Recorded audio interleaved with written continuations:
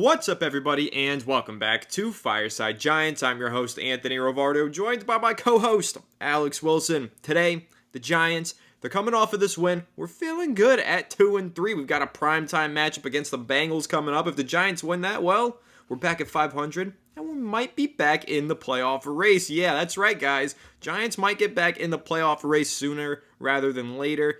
Ugly start to the season, 0-2 start, 1-3 start. Well, 2-3 feels a lot better than 1-3, I can tell you that much. And hey, a lot of the reason why the Giants are now in this potential hunt, the reason why they're starting to turn the season around, they're rookies.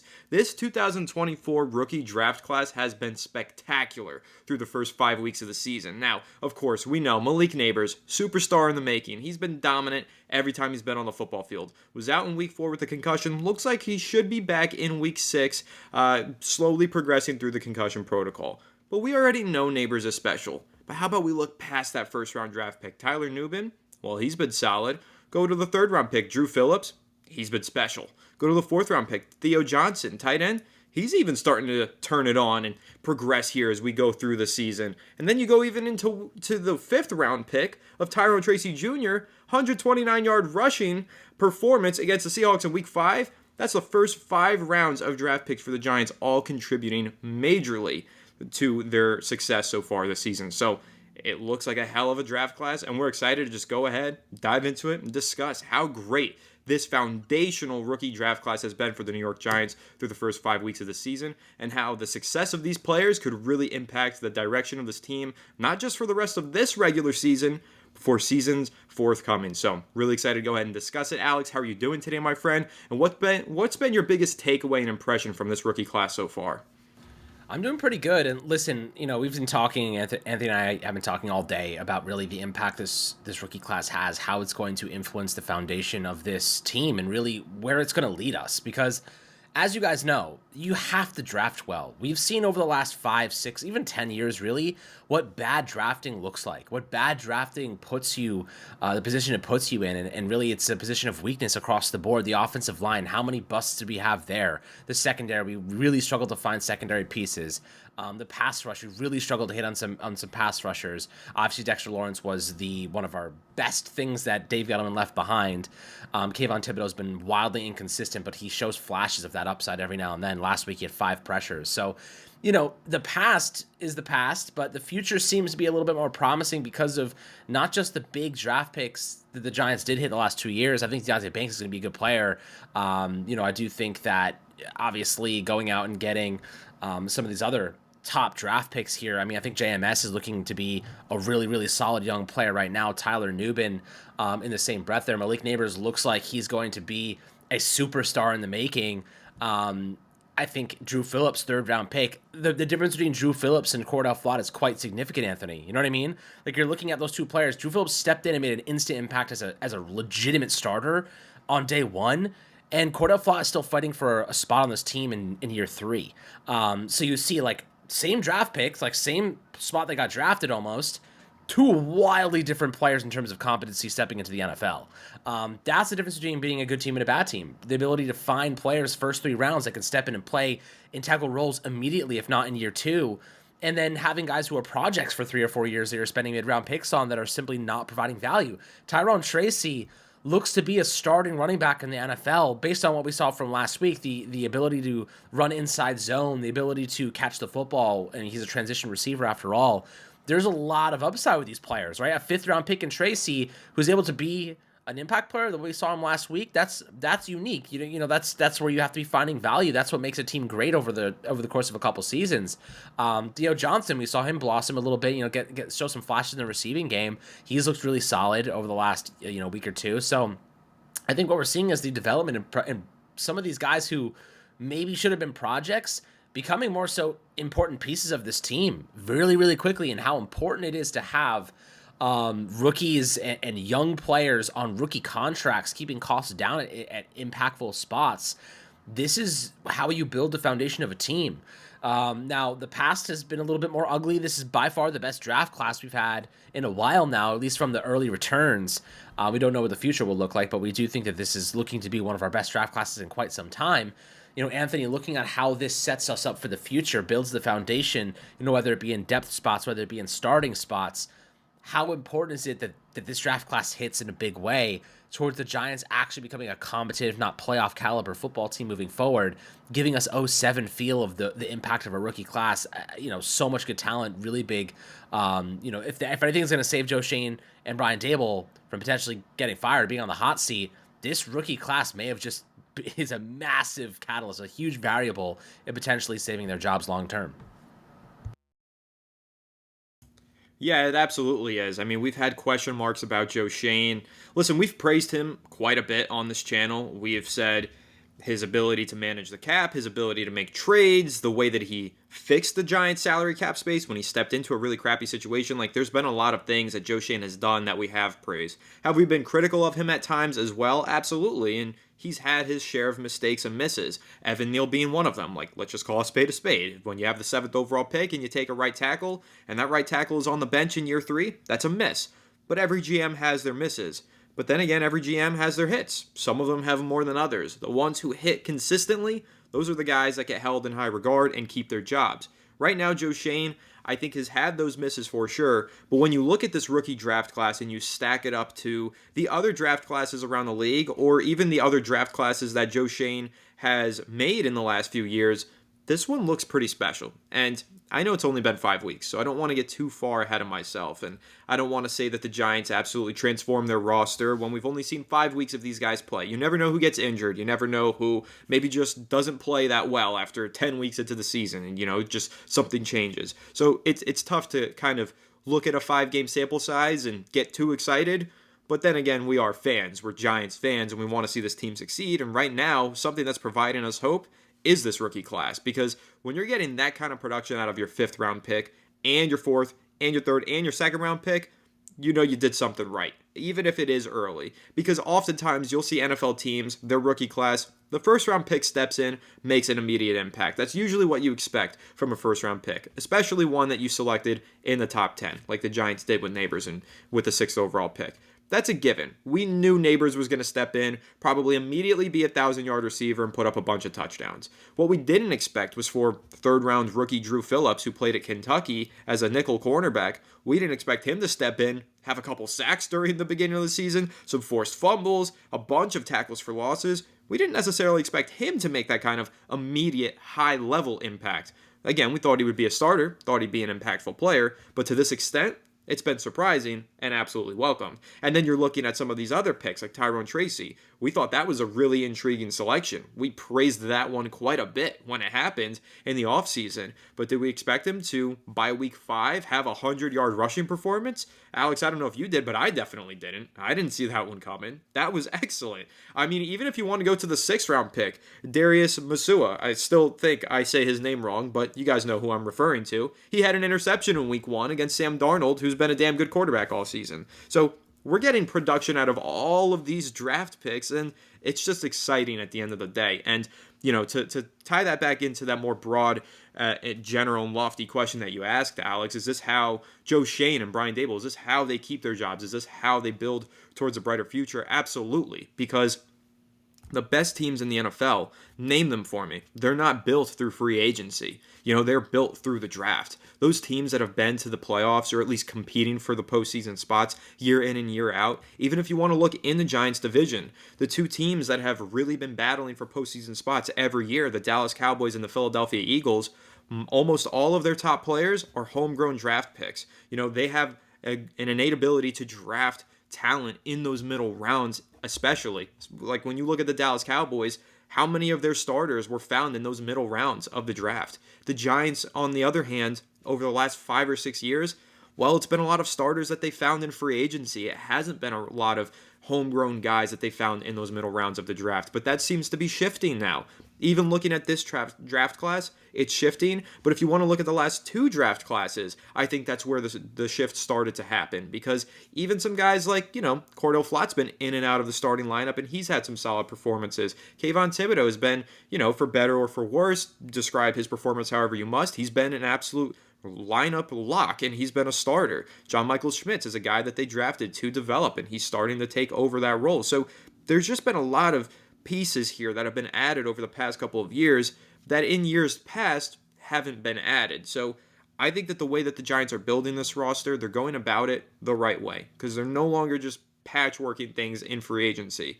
Now, that's not to say that they haven't made crucial free agency additions. They have. John Runyon Jr. and Jermaine Illuminor, who we praised endlessly yesterday, right? Those guys were an obvious moment where you needed a veteran presence, and you go ahead and you patch up that offensive line. But then there's other areas like safety. How do you build a good safety room when that price tag just keeps going up in free agency, right? You can't just go out into free agency and go shopping for a new starting safety every offseason. You got to start hitting on those mid-round picks. And that's what the Giants have done. It looks like they got a great talent in Tyler Nubin. He was the top-ranked safety in the draft class. They took him all the way up to the 47th overall pick. That's what we mean when you got to find good value as a general manager, right? We always talk about value selections, finding value in those middle rounds. Value doesn't look like you took a player at a position of need and you forced him into the starting lineup and he wasn't ready, right? That's what we've seen in the past for the Giants. Value this time around was the top-ranked safety in the draft class fell all the way down to 47 overall. That's a good value pick. So the Giants have really done a great job finding some of those value selections over the past couple of years, where in years past that just wasn't happening for them. And right now, looking towards the future of this team, the Giants are going to win more games this season than we initially expected them to because these rookies are playing well. After that first game, man, we were doom and gloom. We thought this was going to be a long, hard-to-watch season. And hey, maybe it still will be. Again, it's only been 5 weeks. But we do know that there are some watchable pieces on both sides of the ball now. And pretty much all of those watchable pieces are young, rising pieces, many of them being rookies or second-year players. And that is the indicator that even if this isn't a good season, even if the Giants win less than 7 games, there is hope for the future. There is a foundation being built here. And now it's just going to take a couple more years of stacking another good draft class and maybe another one after that, and then making a couple more of those key free agency acquisitions. And then the Giants can really, truly be a competitive and competent football team competing for a playoff spot. So we're on our way there. It took me a while to get to the point. I had to bring up a few things there, Alex, but just to really round it out, you're getting the vibe now that the Giants are on their way there. You know, they weren't there in the past, but a few key additions and a few key draft classes, and now I feel like we're headed in the right direction. It's crazy how a young class like this can change the outlook of an organization. You know what I mean? Like last year, we were talking about this team, no depth, starting talent was torn to shreds. And then in one draft class, you add a superstar receiver, a legitimate starting running back in Tyrone Tracy. That's what we both believe he will end up becoming. A legitimate slot cornerback in Andrew Phillips, a starting safety in Tyler Nubin, who's been more than fine, hasn't been a liability. I haven't seen anyone calling him a liability. And then, you get some other nice depth pieces in the mix too. So, looking at this draft class, you solved free safety, slot cornerback, running back, and receiver one with 4 picks, and then tight end Theo Johnson, who has ridiculous relative athletic score, has a lot of potential. I think he will be okay. I think he'll be a solid player. Let's say 5 positions. Some of them could be superstars, right? I think Drew Phillips could be a superstar. I think Malik Neighbors could be a superstar. I think Tyler Nubin, or rather, I think Tyrone Tracy could be a star in this league. Like, let's not forget, like, these guys aren't just average players. If they use this as a foundation and build up from here, we're talking about legitimate stars. You know what I mean? Now, we're far from that. I'm not saying it's guaranteed. I'm not saying it's even there just yet. I think Neighbors is the only one that I can say is like actually a superstar, but like the rest of them have a long way to go. But with that being said, like, even if they're just slightly above average starters, think about the value you're getting from all those guys. Like, how many times do you see 2 guys become above average starters, let alone starters in general, in a draft class of, let's say, 6 picks? Not that often you find average to above average players. The Giants may have just hit on 4 or 5 of them in one draft class. That does astronomical things for your team. And if they do that again next year, if they hit on next year's draft class and get a couple really, really good players, we're talking about this team going from bottom to something. They could be a playoff contender, right? They could be a playoff contender this year because of the foundation they've built with these young players. And the financial reward of that is unprecedented, right? Like, I don't know what the quarterback position holds just yet. We don't know what's going to happen with Daniel Jones, whether he's going to be here next year, whether he's going to be gone, whether they flip the script, whether they change to a rookie. Who knows? But irrespective of Daniel Jones, you now have a slot corner on a rookie contract, a superstar WR1. Those guys are making $30+ million per season these days on a rookie contract on his first year. a running back who, and a guy like Tyrone Tracy who's making literally $0 as a 5th-round pick. And then you, of course, have other players like Tyler Nubin, your 2nd-round pick, making next to nothing at free safety. And, of course, losing Xavier McKinney hurt him. He's been the best safety in football so far this year. I think he's had an interception like every game so far. But, looking at just the reality of this team, we now have cost-controlled assets at really expensive positions, a whole bunch of them. Not to mention, we're getting stupendous value from guys like, as you mentioned, John Runyon and Jermaine Illuminor, who are making a combined $17 million this season to lock down right tackle and left guard, okay? And then JMS, who's on a rookie contract, making next to nothing, too, as a 2nd-round pick. And then Greg Van Roten's literally on a veteran minimum. So it's like you're looking at some of the best financial decisions the Giants are making right now. It is going to set this team up to be a quarterback away. Like, Anthony and I had a whole discussion earlier about what the Giants are lacking right now. It's two things, right? Competent depth, more depth across the board, right? More depth, good depth. And the second thing being the quarterback. We don't know if Daniel Jones is going to be the guy just yet, right? He's showing sparks, signs of something. I can't lie, we've seen this story before, right? We've actually had this exact moment happen to us before where he had a couple of really good weeks and we got really excited and then it all came crashing down. As a Giants fan, I'm eternally scared that's going to happen again. But we're Giants fans. We want this team to win. We want Daniel Jones to be a good player. We want to make the playoffs. We want to make a push. Hopefully he keeps getting better. Hopefully he keeps compounding on good weeks. And, $40 million if he ends up being a great quarterback is a drop in the bucket for a great quarterback, right? So, that's what we hope. That's the best case scenario. But the Giants having all these really, really affordable contracts, Dexter Lawrence's contract is brilliant. Andrew Thomas's contract's brilliant, right? These are situations that set you up to be a quarterback away, right? If Daniel Jones is the guy, amazing. If it's somebody else, we just have to find that somebody else.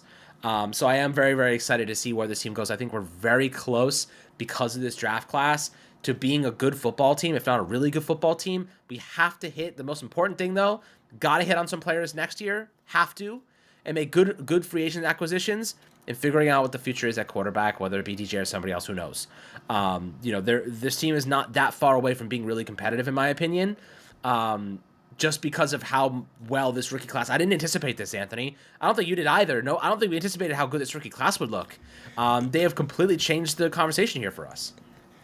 No, they totally have. I didn't anticipate them being this good. Like, I liked this rookie class. We both did. We gave it high grades. We said that there was a couple really nice selections. We saw potential with Tyrone Tracy. And I will, you know what? Screw it. I'm going to do it. I'm going to give us pats on the back. I'm going to give us credit. Because when that draft happened, we marked Tyrone Tracy as being that sleeper in this draft class that could really surprise some people and pop off. And we said, hey, Tyler Nubin, what a selection. We saw the potential for this draft class to shape into something excellent.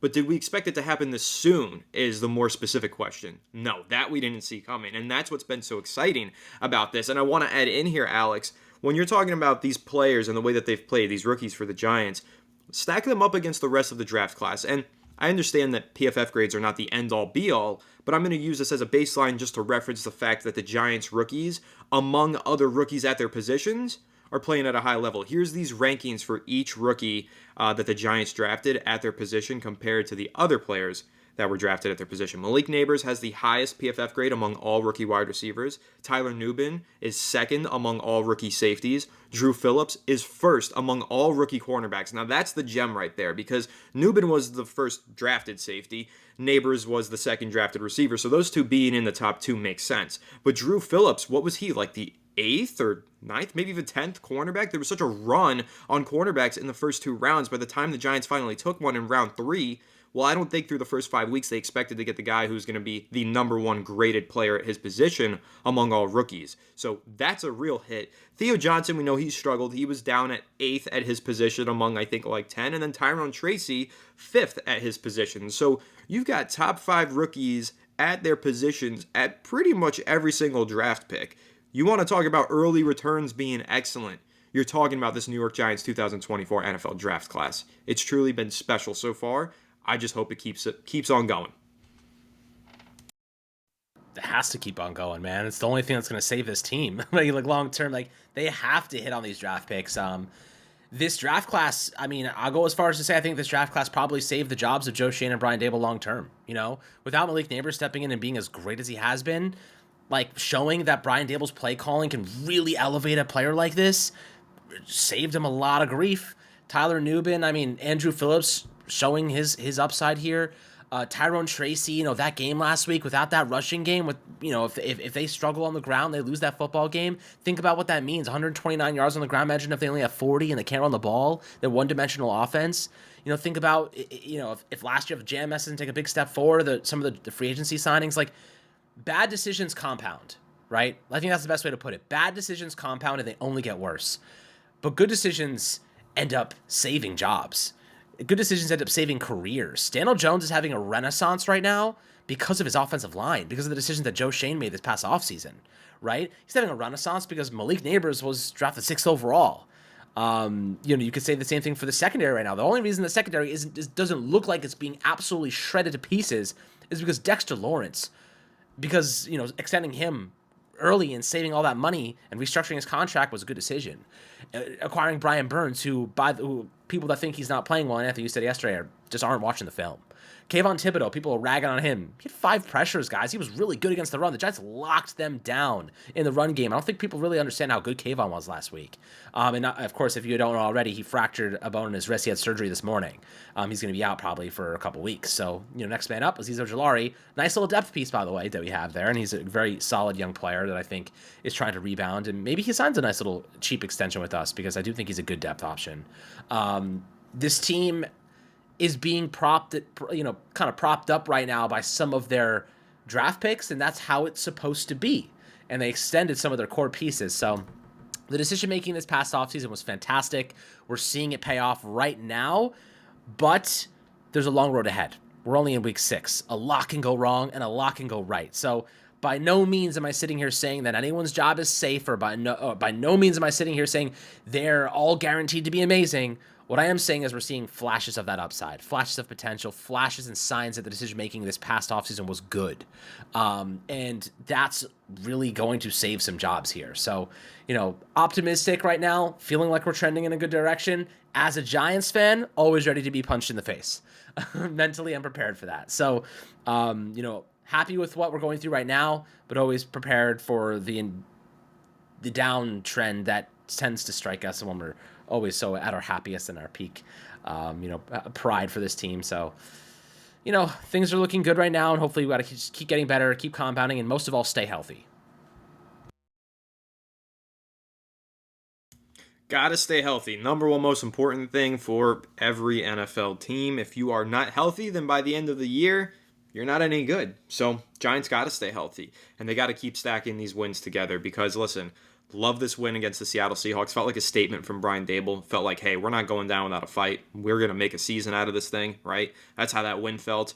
And, it was a great win against the Cleveland Browns as well. But in between there was a tough loss and a tough pill to swallow against the Dallas Cowboys. There was the loss the week prior to the Cleveland win against the Washington Commanders. That, hey, Washington's really good. They're 4-1, and they've been steamrolling almost everybody. The Giants only lost to them, truly, because Brian Dable had that error with the kicker, and Malik Neighbors dropped a pass.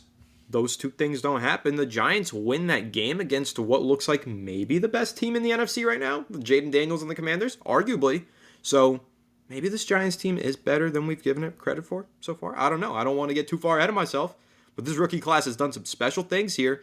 Dable's done a couple of special things this season, and this defensive line is wreaking havoc across the NFL when they've got these good matchups. So, hey, I don't know. Listen, again, not trying to get too far ahead of myself, but I'm a fan, guys. I like to get excited. I like to tell myself happy thoughts and good things. And right now, I have reasons to be happy as a Giants fan. And I didn't think that was going to happen through 5 weeks after that first week of the season. I thought this was going to be gloom and doom for 17 weeks, and I was going to be checked out by week 8. That's not going to be the case, I don't think. This rookie class is at the very least going to give me something to watch every single week, whether the Giants are winning or losing. Then honestly, I have a good feeling the Giants are going to pick up some clutch wins this season. I'm not saying that we're going to make the playoffs. I'm not saying that we're going to win 8 games. But you know what? We should win more than 4, like we expected after that week 1 loss. We thought, oh man, we might win 3 or 4 games.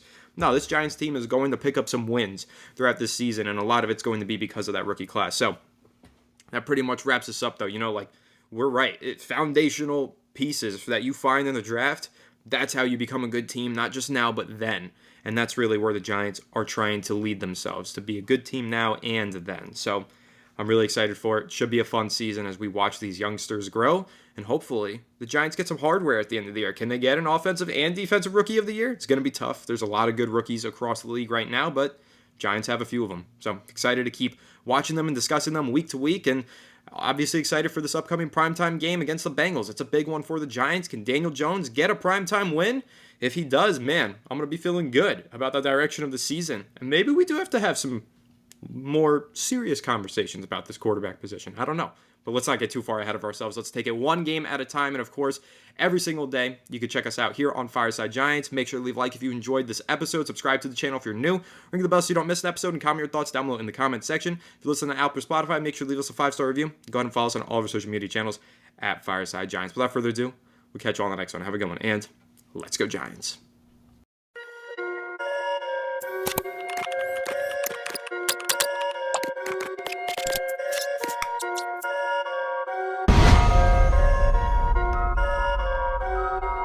Perfect.